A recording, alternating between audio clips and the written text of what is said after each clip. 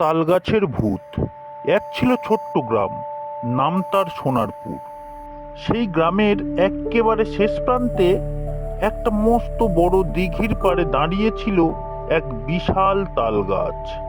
গাছটা এত লম্বা ছিল যে মেঘেরা যেন মাথায় হাত বুলিয়ে যেত। গ্রামের মানুষ দিনের বেলাতেও সেই তাল গাছের তলা দিয়ে যেতে ভয় পেত, কারণ সবার মুখে একই কথা, ওই তাল গাছে একটা ব্রহ্মদৈত্য বাস করে।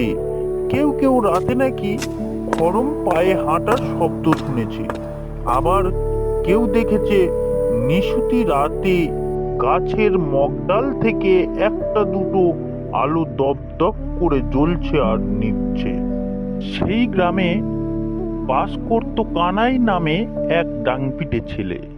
সে ভূত প্রেত কিছুই বিশ্বাস করত না,